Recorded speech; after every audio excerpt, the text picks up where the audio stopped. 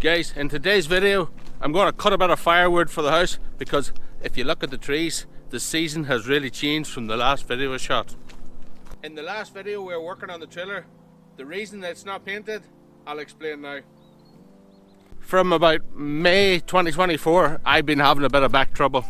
When I took the break, the plan was to come back to work within a few weeks, but it didn't happen. You can see that the chicken tractor wasn't put away. I'm not going to show you, but I had been doing a wee bit of building. I wasn't going to show you what I had been working on in the background when I was doing the other videos, but I'll give you a bit of a glimpse. Look at the moss.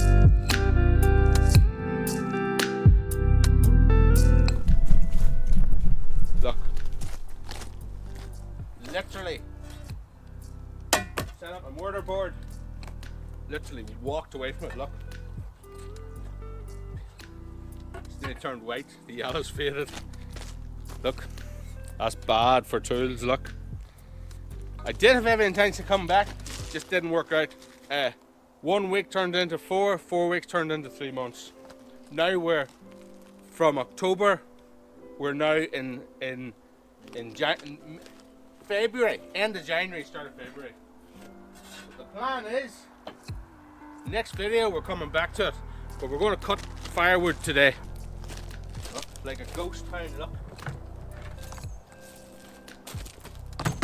That's bad on my part. I'm a bit ashamed of it. In all honesty, I'm not really. Wait till I see what happened to the trailer. I went to get building sand for the shed, and I bet the axle in the trailer. There's a guy that I know through doing school runs. He straightened it for me and he put lights on it. It's a good spot, I think, to fit the lights out of the way if you go to reverse into stuff, but I'm not a fan of where the joints were. It had to be done as a good job anyway, and then I will get painting to it in spring. It's been almost a year from I did anything to this. So picture me standing here with a chainsaw, bop, and of course, to be greedy, I have it mounted up so the bar ends here. I have it mounted the wood up to a point. Can't see what I'm at the other side more to the point. And I was cutting and I keep nicking the bloody things. And every time you hit steel with a chainsaw chain, you probably know it doesn't do it no favours. So I come up with the idea. I have removed the centres. I'm going to remove these now. The idea of moving these is ultimately so that I don't hit them. I'll just do it. Oh no. Maybe not moving. Battery flat. Well. Okay, I'll not do much cutting with a flat battery, so I'll just explain what I'm going to do. These pits have been cut out. These bits aren't really needed. I'm going to cut them out, and then I'm going to put a strap underneath it so that whenever I go to cut these bits, the wood is going to want to cave in. So I need to put these together. I'll throw a strap over it through the bottom, holding it snug so that it doesn't fall apart on me while I'm using the chainsaw. I'll probably end up cutting these out too when I'm at it, just because I don't need them. Yeah, we're not going to do it right now because of no thing. We'll pick this up whenever I get batteries. I've been using a generator for power. I've had a flat wheel for a few months. Kept having to start the generator, which I didn't mind, to power the compressor to create the air to go into the tire. The generator quit working on me. It's something about the alternator where it has stopped generating. It's through unused, because it originally come from a hoarder. So it was one of a lot of 4. But anyway, it's not working. Do I buy another 7 kilowatt generator? I need a 7 kilowatt generator so that I can use the inverter welder. I'm thinking just keep that money and put it towards solar. Let me know what you think.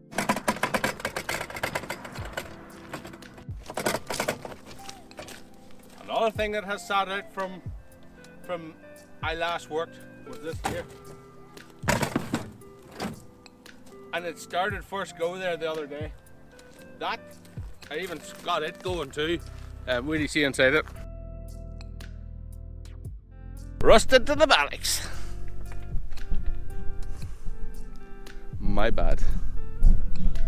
I don't know what the weather's like in your part of the world, but we've been experiencing, although the trees and all has lost all their foliage, it was over Christmas it was 12 degrees.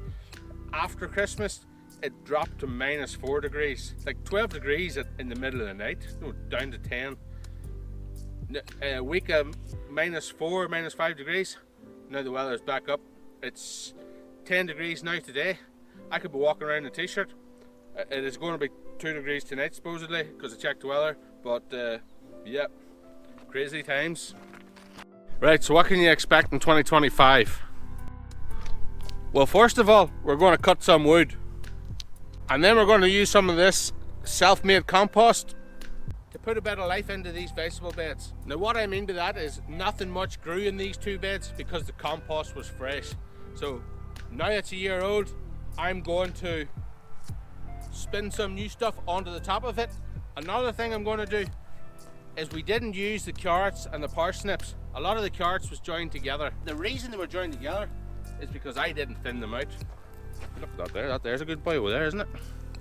But point is, we didn't really use them. I think that was all. They weren't spread out, separated enough, and they've all been joined together. The foliage has all died back on them. What I'm going to do is I'm going to uproot them. I'm going to put them into a big pot, and I'm going to boil them, and then I'm going to spread it out over the 4 beds. I'm also going to make more beds, more vegetable beds. The cover crop is well gone because the frost killed it. It was expected. The mushrooms is over, or Brussels sprouts, didn't really come into fruition, but we have them there anyway. Neither did the leeks when you think about it. These garlic, we'll see how they grow. I just used the wee small bulbs and then threw them into it again. So moving forward, what I'm going to do is, instead of doing the rows long ways, I'm going to do them the short ways, and then that way we can do different spacings for different vegetables. Had the wife up with me the other day looking for the goldfish that she had never seen. They're gone. Did the frost kill them? I don't know. Maybe a bird, but either way we're going to have to go and get more. Does frost kill goldfish? Don't know. Let me know. At the start of 2024 we put in a pile of apple trees. I would like to do that in 2025 also, but I'm not sure whether I'm going to. I am going to put berries up there because the ones I was given last year, one, I don't know what species they are. Supposedly they're annual, not biannual. I want biannual, so I'm going to buy a set of roots and plant them. Another thing we're going to do is we're going to build a shade. Yeah. And we're going to use the wood that I've bought like 18 months ago for top of that container. And hopefully, if it all works out, both the block and that will all have one roof. Well, it's actually going to have 2 roofs, and they're going to touch, but they're not going to be linked together, so that whenever the container moves, yeah. Another reason that I haven't been doing much up here was because it's winter, it's self-funded, and there's nothing to do in the winter. It's the time that a farmer should rest anyway. So there you have it, where I went to in 2024. Another thing that I'm going to do is, there's a tree behind me, blew down in a storm. I'm going to get that removed, but we need to get the small trailer done. I'm trying to do it in a chronological order so that we're just going to pick up where we left off. Now that we're into February, the hedge behind me, it needs to come down, because after February it'll not work. If you're not sure what hedge laying is, it's the traditional way of laying a hedge way before. They've been doing it for centuries before there was wire fencing, stock fencing. So the trunk of the tree or hedge grows up, whatever's in the hedge is growing straight up, heading for the sun, right? You cut off the back side of it, up to 90%. You don't go right through because you want it to lay it over, hedge laying. And what is lying is still alive, it's still attached to the roots. So now that it has fallen, if you ever look at a tree that has fell in a forest where there's light, a native tree, not a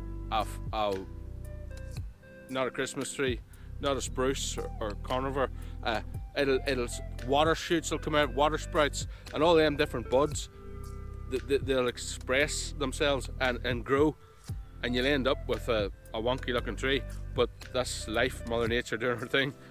So we cut it over, and then we get another one, and we lay it on top, hedge laying. We tie them together, and it'll look real pretty.